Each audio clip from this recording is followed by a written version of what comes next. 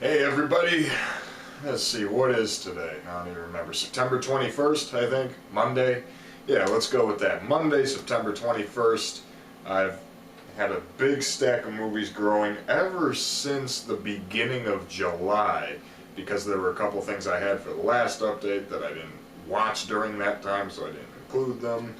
And I got very lucky the past like 3 months or so. I was able to get a lot of things for cheap. A lot of things were sent to me by friends, and got lucky with some stuff, so I think this is my biggest one to date. I've got a lot of stuff to talk about, so I'm going to stop beating around the bush. I'm going to try to be quicker and concise talking about these things. So let's get into it. 4 VHS tapes. First one, I got this used at one of my local stores, little thrift store type place. Canon action film from the 80s I never heard of before, called Thunder Run. And guys, let me tell you, this thing was a blast. Like, it's so stupid. It's so just weird and random and just silly and dumb. AKA, AKA something that is meant for me, because we know how much I love my stupidity in movies. It's the craziest episode of Shipping Wars that never was. What is Shipping Wars, you ask? Keep watching. But it's just so weird. It's got a really fun soundtrack. There's like a sense of humor, but I don't know if it's supposed to be a sense of humor or not. It's so dumb, so silly. Semi-truck jumps over a train. The only weird thing about this one, though, there's actually 2 different cuts of it. This American VHS, the beginning is heavily edited down and chopped up, but it has a longer ending.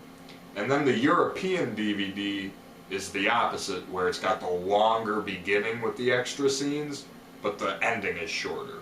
Weird. Thunder Run. If you're an 80s action B-movie junkie, this one's a gold mine. Put the VHS down there. Same with this one, another Canon video, Midnight Ride, which I got. It stars Michael Dudikoff and Mark Hamill. Mark Hamill plays a serial killer in this who is psycho. There's a really weird scene with him involving an eyeball. It's funny watching Mark Hamill go over the top. He's totally chewing the scenery in this. Michael Dudikoff is pretty wooden in it. Of course, you have a brief appearance at the end by Robert Mitchum, who does good. Doesn't really have too much to do, but he does fine for the character. It's worth it for Mark Hamill, just to see Mark Hamill play, a psycho. And there's actually some really good vehicle stunts in this. There's a lot of cool car chases. There's a cool scene involving like a truck that's transporting all these cars and riding one off. And I had never heard of this before. It never got released on DVD. It's entertaining, though. This will give you, it's a cool road thriller action with slight slasher elements to it, and it's worth it for Mark Hamill, being a complete psycho. And now this one, I actually never ordered. I ordered Midnight Ride, and the guy sent me this by mistake, so I ended up getting Midnight Ride for free, sent to me after that by him, and so I got to keep this one for free, no charge. A Slight Case of Murder, with William H. Macy and Adam Arkin.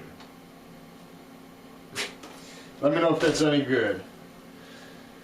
And then I got this from the same thrift store, same shopping trip where I got Thunder Run.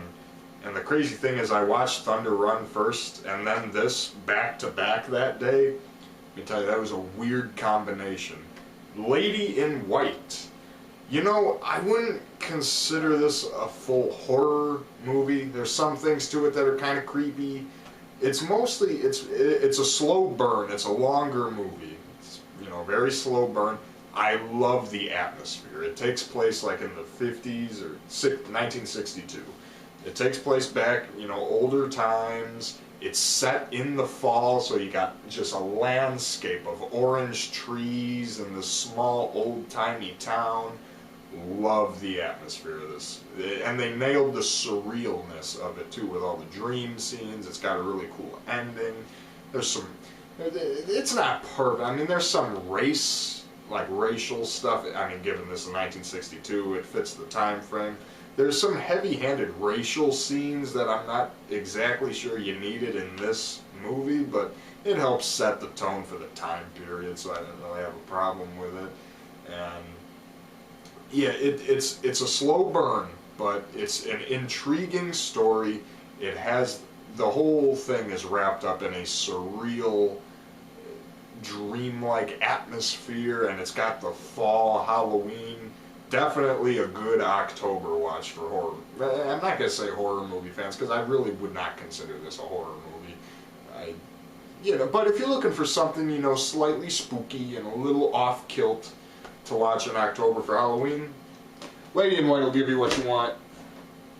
Alright, moving on to Blu-rays. I got a couple other Blu-rays scattered in, but it'll depend where I talk. I'm not going to talk about this one very much, because I plan on doing a whole other video about this in the not too far away future.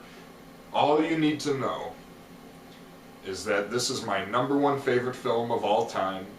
It has been ever since I was 5 years old, and this movie is single-handedly responsible for probably 90% of where my life has gone. And it's the FYE exclusive Steelbook Blu-ray of Better Off Dead. I'm not going to say anything because I'm going to be sitting here talking for a half hour just about Better Off Dead. I do plan on doing my own video dedicated fully to this movie. I've got a lot of stories and personal connections to it. So that'll be left for the future. All you need to know, FYE, Blu-ray Steelbook, it is bare bones, but no worries. And it's my #1 favorite film of all time. So otherwise I'd be talking too long about that.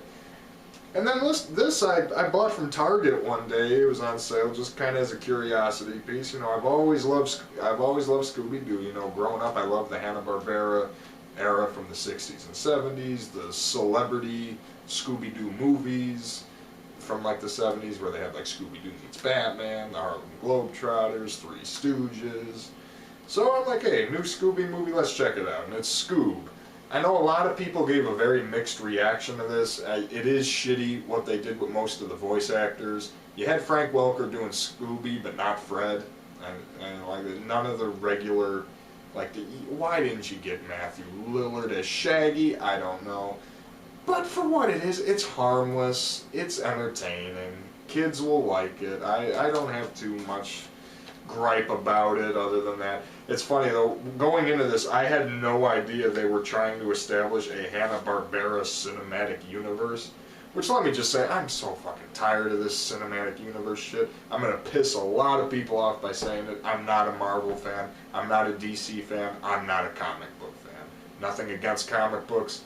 Nothing against you if you are. If you're happy, I'm very happy that you have something that you're passionate about, that you really love. I'm not one to talk. I am a gigantic Fast and Furious fanboy. I just hate the trend of everything has to be a cinematic universe and prequel. I just don't like it. I like standalone stuff. And why am I saying that? Well, I had no idea what they were doing with this. The villain in this movie is Dick Dastardly from Wacky Races.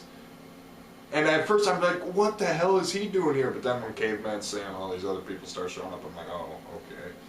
And with Dick Dastardly, there's a lot of parental humor that's about as subtle as a sledgehammer to the face. But it's harmless for what it is. I didn't have any problems with it. This is an 80s film. I had this on VHS for the longest time, and who knows how long my VCR and stuff will work. It was a copy-protected tape, so I couldn't get it. I'm like, I found this Blu-ray for $10. It's cheap. It's an okay movie. Race for Glory. The soundtrack is probably the best part, but it's a fun 80s sports drama, and you got Peter Berg in there, and I always love Peter Berg whenever he shows up. Ray Weiss is in there, and you've got great interviews with Ray Weiss, Alex MacArthur, and the director, and then you have a commentary with the star, Alex MacArthur, and the director. So, I always like stuff like this, an obscure 80s thing like this, and Code Red did this Blu-ray with features. So, with these obscure movies, they typically always have good stories about the making of them. So, if you like sports dramas or just like racing in general, this is like like dirt bike, motorcycle racing. It's not cars, yeah, motorcycle racing. So if you could get behind that, it's a fun 80s sports drama with an excellent 80s soundtrack.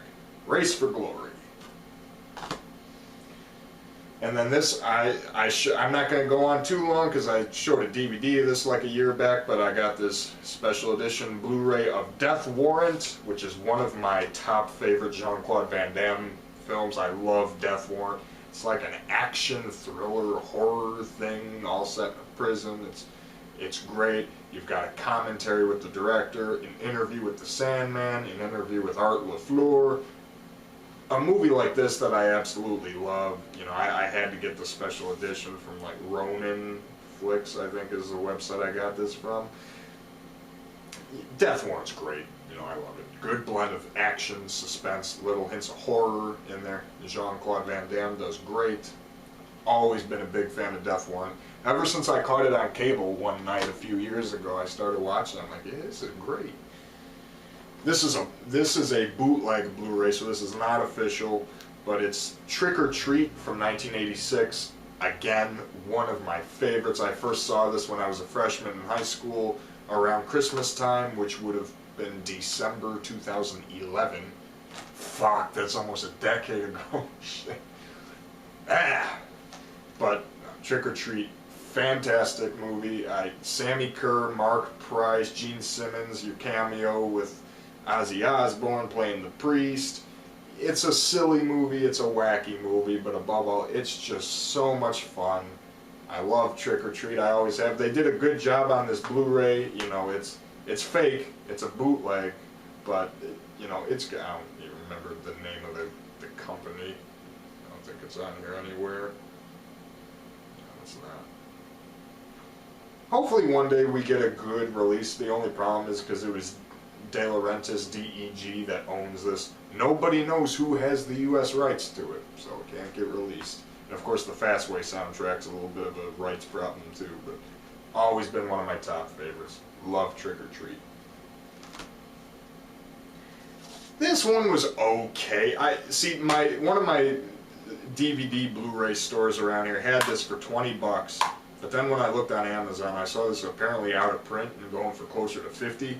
So I literally got back in my car, went back there, and just bought this for the sake of that. So I got this for 20 bucks. Madman, which is an 80s horror thing I never heard of.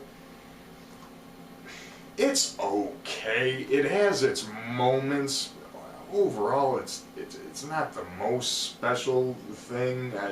It has a fun ending where they bring in all this stop motion animation and this claymation and all these cool effects near the ending, which made it kind of humorous and cool to watch, but I couldn't get into this one as much. It's loaded with features, too. I have not watched any of them yet. I'll have to go back and check it all out, see if it helps me get into the movie more, because they got tons of interviews, and behind the scenes, commentaries, making of, everything on here, so. Yeah, I'm sorry. I didn't get into this one as much. I'll have to revisit. Maybe I was just in an off day when I watched it. I'll have to revisit that. Now this one I got recently. This is a Vinegar Syndrome. I don't get too many of the Vinegar Syndrome, only if it's a movie I really like or if I'm really interested in it. And this sounded up my alley. It's a movie called Pandemonium. And basically what this is, I still have yet to see Student Bodies. I still need to get that one. It's been on my list for a while. It's a horror parody a la Airplane. So think of like a really, really early version of Scary Movie. The only thing with this, it's not parodying specific movies, it's just parodying the style of horror. That's why I said it's basically like all horror slasher rip at something like Airplane. Came out in 1982, got an interview with the director on there, Blu-ray looks great. It's a funny one. I found myself laughing out loud several times. You got brief appearances by Phil Hartman, Pee Wee Herman's in there, you know, Paul Rubens, and of course Judge Reinhold is in there. So with like this bleach blonde hair, which is funny to watch. Yeah, so if you like good spoof movies, you know, like Airplane, things of that nature, this one's a ton of fun. I don't know how it relates to student bodies though, because I'm ashamed to admit I still need to see student bodies, so I gotta get there. Now this is an Arrow video. This is a movie I've been curious about for a long time, because I always heard the title pop up, and the DVD of this would always show up on like these bootleg websites and everything that I would look at, and I just never got around to checking it out. And so now that I saw it got a good Blu-ray special edition, I picked up Dream Demon from Arrow Video. And you want to talk about stuff that's loaded with special features. This entire glob of text right there is just all the special features. Like, they loaded this up with features. Interviews with the director, pretty much all of the stars except for one of them, the composer, the editor, the producer, filming locations, the making of, archival stuff, BD-ROM script, and the only thing they don't have on there, in the interview with the director, they talk about some scenes that were cut, including an entire subplot involving a private detective that was filmed, but they cut. Would have been cool to see some of that on here, but it's not there. This is a wild movie. This was fun. It's not as much of a rip-off of Nightmare on Elm Street as you might think. It's honestly nothing like. It's not like anyone killing you in your dreams or anything like that. It's like they're in this dream world, and the woman's getting married, and so it's like partially like a psychological horror thing because she's getting married, she's got a lot on her mind, but then she's staying in this house that has like a checkered history. So is the house haunted, causing, or is it just her wedding stress? It's a lot, but it's really good. It's got a great musical score. The set design and the atmosphere is out of this world. They do an awesome job capturing, again, just a surreal atmosphere, as if this whole movie is taking place in a nightmare. You know, they do really good with it. Dream Demon. It's a director's cut. The main difference from, I would just recommend watching the theatrical version, because all the director's cut it's pretty much the same cut of the movie. It just has the final scene cut off. It's not like a sequel bait scene or anything. There's just one kind of jokey scene at the end of the theatrical version that they cut out of the director's. That's pretty much it. So just watch the theatrical version. That way you get the full ending on there. Good time though watching this. Very atmospheric, very cool, very nightmarish vibe to the whole thing. And it's a British movie, so it does have, you know, that interesting British style to it. But, you know, I liked it. Dream Demon was pretty good.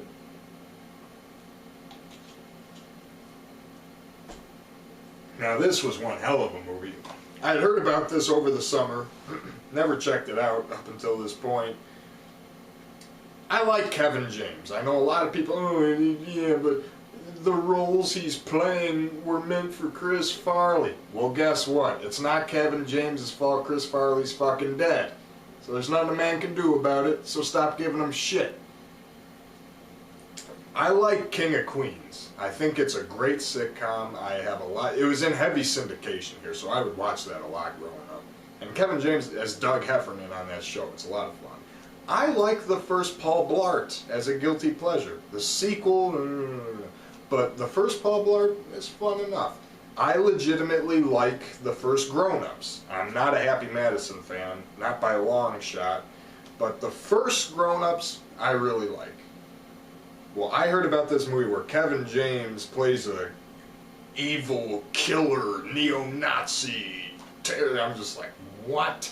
And it was like a serious R-rated, gory horror film. I'm like, okay, let's see what you got. And it's called Becky. You can see Kevin James there, bald, big beards. He's got a swastika and SS tattooed all over him. Joel McHale's in there too as his girl Becky's dad.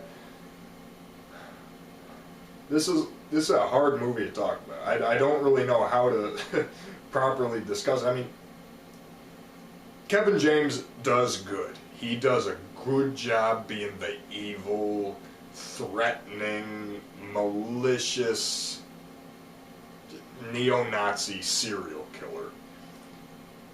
That being said, his performance is great. He does a good job with what he has.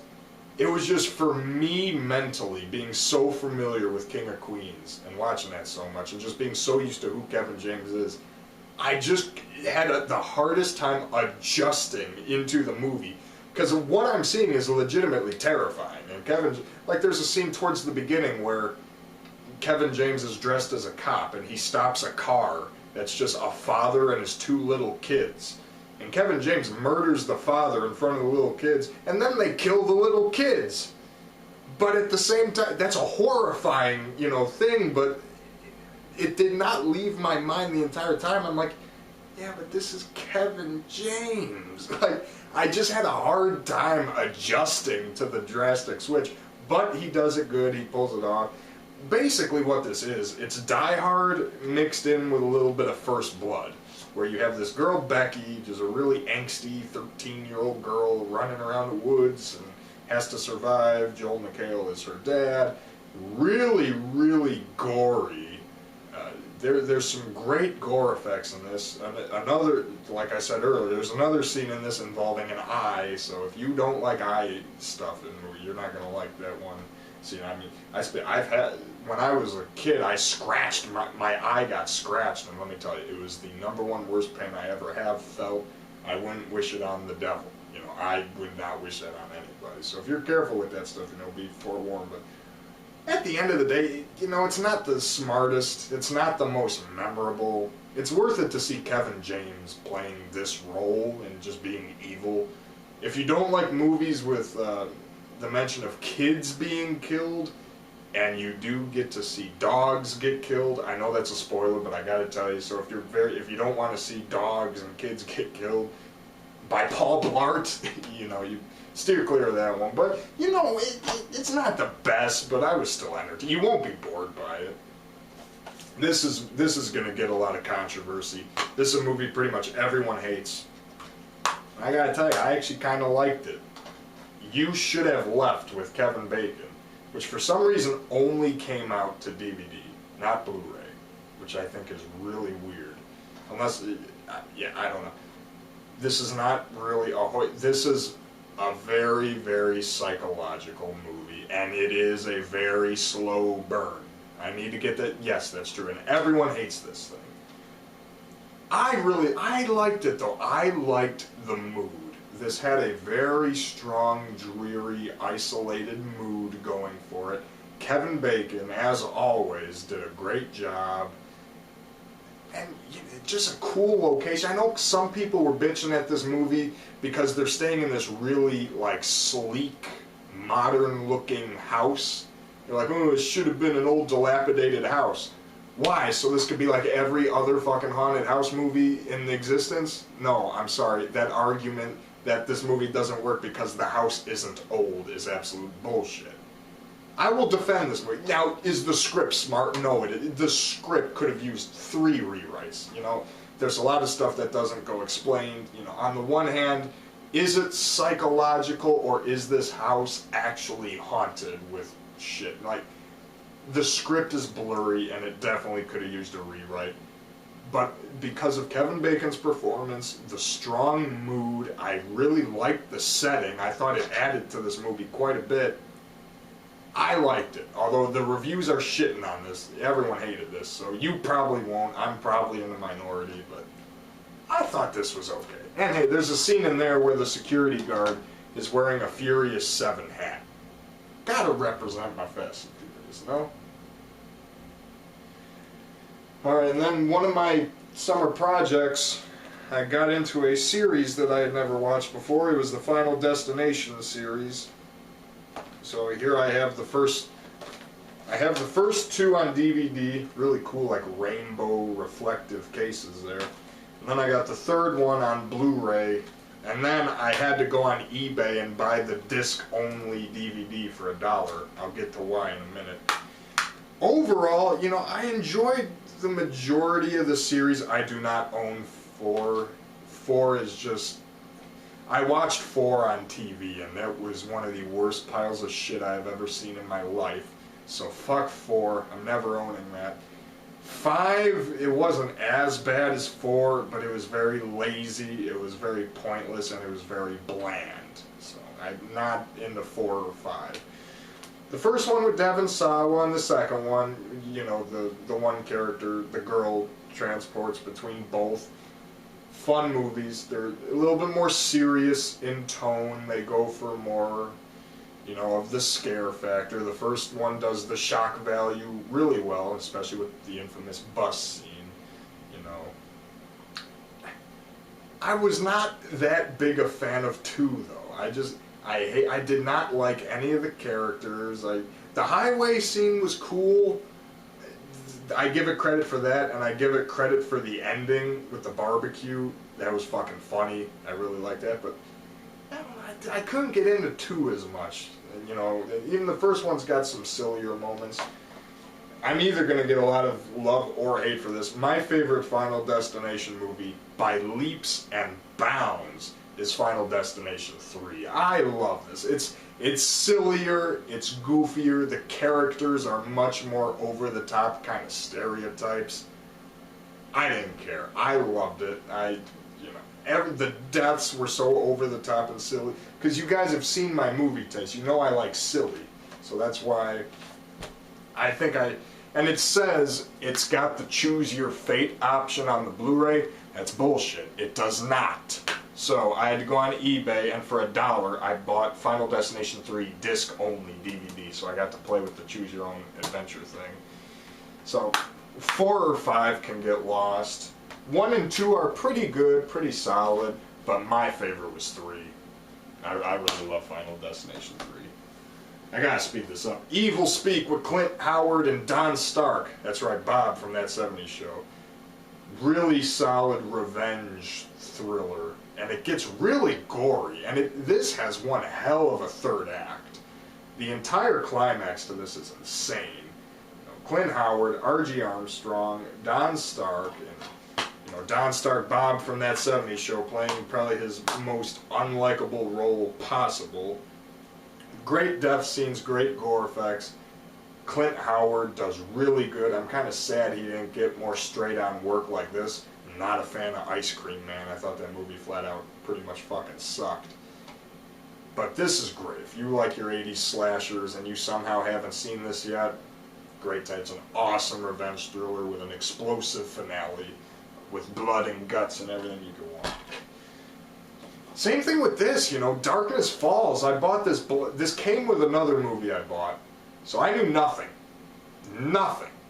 It's a movie about an evil tooth fairy. And it's legitimately creepy, and it doesn't suck. As a matter of fact, with the way all the critics and everybody just shit on this is an underrated fucking movie.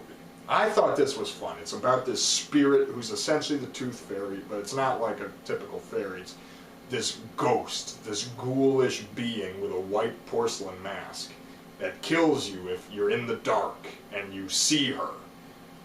I thought this was great. It's underrated. It's really quick. It moves like that. Like, the movie never slows down.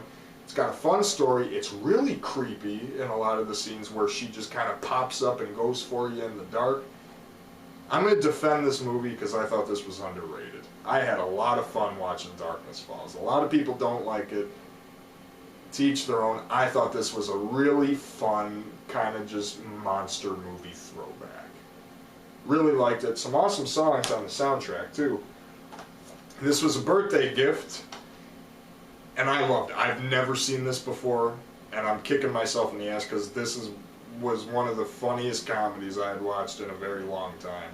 The Dream Team with Michael Keaton, Christopher Lloyd, Peter Boyle, and Stephen Furst.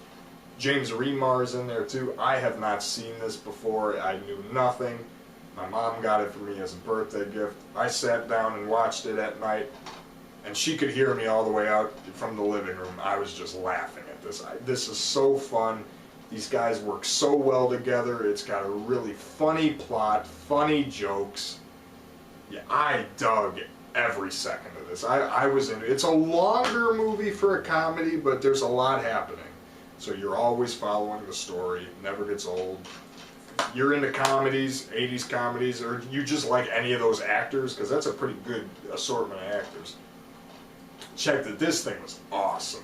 One of the funniest comedies I've seen in a very long time. Really enjoyed the Dream Team. I didn't care for this one. Vertical Limit. Maybe it's because I'm just such a big fan of Cliffhanger. I mean, Scott Glenn, Bill Paxton, Chris O'Donnell, everyone does good, but maybe I just like Cliffhanger with Stallone too much. I don't know, but Vertical Limit, meh. I didn't think too much of it. Crocodile Dundee II, not as good as the first one, but there's some great jokes. I like how it's got more of a thriller kind of plot to it, where they're kind of being chased. But, Paul Hogan's a lot of it. It's not as funny as the first one, but it's still enjoyable. I don't know about the Crocodile Dundee in LA one, the third. I haven't gotten to that yet. I'll have to look into that. This one was fun, though. If you like the first Crocodile Dundee, you'll get into this one. It's not as good, but it's pretty good. Same with this one, Nothing But Trouble. Very dark comedy, like it's, like a horror-ish plot, but it's done so over the top and goofy as a comedy, especially with the dual roles played by John Candy and Dan Aykroyd. Chevy Chase does good, playing kind of the straight character in this wacky Beetlejuice-ish movie. This one's a lot of fun. I recommend it. I'm trying to speed up. I still got a little stack here, so I'm trying to go through. But no, that's good, though. If you like Beetlejuice and other Goonies and kind of obscure, darker comedies like that. Joyride, great thriller with Paul Walker and Steve Zahn. It's a movie that it keeps moving. It's almost like a modern retelling of Duel with some more interaction in there. There's a 29-minute alternate ending that's really cool. Part of me almost wishes that was the ending they kept, but the stuff at the motel is still pretty decent.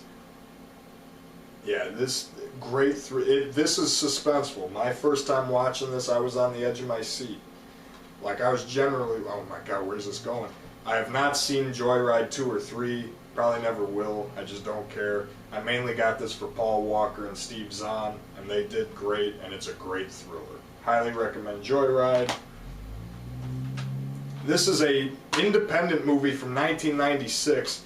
I may have the only copy of this. I don't know, because I've tried looking this up online, and I cannot find shit anywhere about this. It's a 1996 movie called Jimi. It's like this movie about Hendrix.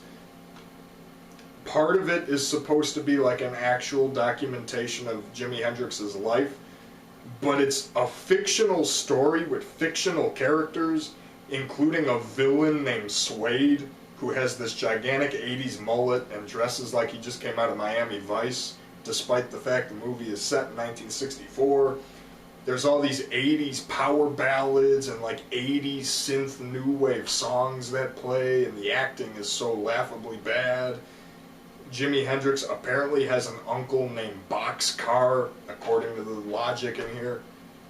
If you're a B-movie fan, this one was funny though. Like, it's terrible, but you'll be laughing a lot at it. I just don't know where you'll be able to find it. A guy on YouTube sent this to me, so I don't know. I've tried looking this up, Jimi from 1996, and I could not find shit about it. But between the 80s soundtrack and a 60s setting and just the acting and these fake over-the-top 80s type characters, despite the 60s, if you're a B-movie, bad movie fan, this one was pretty funny. Now, thanks to Mick Fortune, the drummer of the band Fortune, for sending me this t-shirt. It was from a show they did in the UK, 2016. This is the Fortune, the Guns Still Smokin' live DVD, CD double feature. One of the most underrated melodic rock bands of the 80s. If you haven't heard the two albums, Fortune's self-titled debut and Fortune 2, check them out, and then check out this live DVD CD combo pack. Absolutely awesome band, especially for the song Smoke From a Gun, which isn't even on here despite the title, funnily enough. Thrill of It All, Deep in the Heart of the Night, Shelter of the Night, Dearborn Station, Freedom Road, Smoke From a Gun. Awesome band. very underrated. Give Fortune some love. Now this is a show that I started watching over the summer, and this has become one of my all-time favorite shows. I love it. Here's the official Season 1 DVD of Shipping Wars. It's the real deal, the official DVD. And then I've got bootlegs of Seasons 2 through 7. Very well done bootlegs, too, that I got online. You know, it's a show about professional transporters that have to haul all these crazy, big, complicated loads with all these conditions and deadlines. Rest in peace, Roy. You know, the main guy from the show, Roy Garber, was only on the first 5 seasons before he passed away in January 2014. The show's not the same without him, but season 6 and 7 with Dusty is still a lot of fun. And other people you got. Jarrett, Mark, Jennifer, Chris and Robbie are the couple. There's a couple one-off. There's some episodes where you have like these one-off couples that like only did 1 or 2 episodes each that are in these. Most of it's on YouTube, but you know, I like having my physical copies. Shipping Wars is a super entertaining show. I really love it. Rest in peace, Roy Garber. Yeah, if you've never seen it or heard of it, it's a very easy show to get into. It's very entertaining. Like, there's an episode where Jared has to move this guy who has 1,000 copies of Speed on VHS, and Roy has to transport this secretive military briefcase. Like, I can't recommend this show highly enough. Check out Shipping Wars if you've never seen it. This one, Jacked, the Auto Theft Task Force, not quite as good. It's a little bit more action-packed, but it's more the same thing over and over. It's okay, but not the greatest. Grand Slam. This is a show with Paul Rodriguez and John Schneider. Buddy show. Only 6 episodes aired. There were 2 unaired episodes after the show got canceled. These are the 6 episodes that aired. Just DVD-Rs.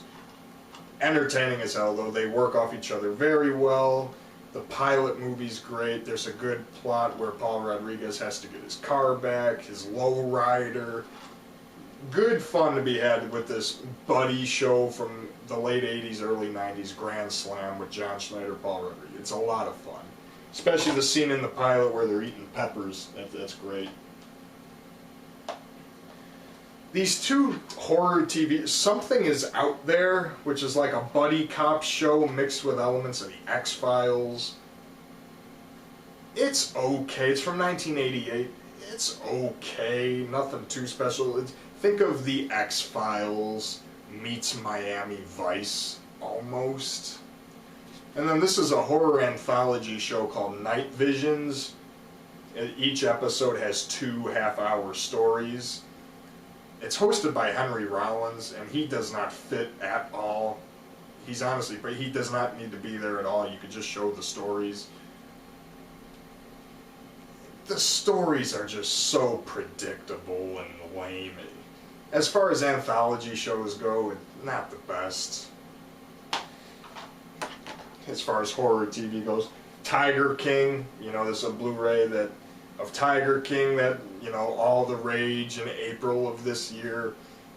And what's funny is 2 people from this show were actually on Shipping Wars. They had Jeff Lowe selling an Evel Knievel van in one episode, and then they actually went to Joe Exotic's zoo in another episode, only Joe Exotic it was the guy, John Reinke, with the fake legs, you know, the prosthetic legs.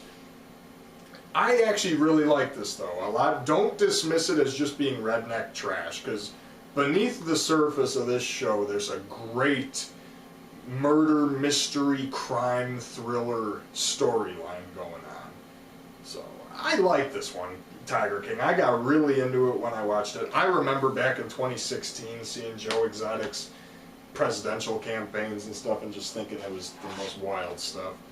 And last but not least, I feel like I've been talking for an hour, probably have been, the final 2 seasons of King of the Hill. I now have the complete series. You know, it's bittersweet that I got through to because even with Shipping Wars, as soon as I got through the last episode, I felt really sad.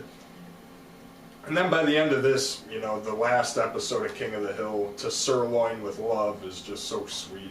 that ending scene when they're at the grill and Bobby's like, Dad, it looks like this is the last one. Oh, but you're just getting started, Bobby. It's like, oh. One of my all-time favorite cartoons. They never had a bad season. I love King of the Hill. I recommend more people watch it because it's way better than the shit now with American Dad, Family Guy, Modern Simpsons, and all the King of the Hill. It ended with dignity, and I'm glad they did. They ended before it could turn into shit. Alright guys, that's too long. I've been rambling for how long now? Hope you enjoyed this video. Oh, only 40 minutes, that's not too bad. Alright guys, hope you enjoyed this, and we'll talk to y'all later.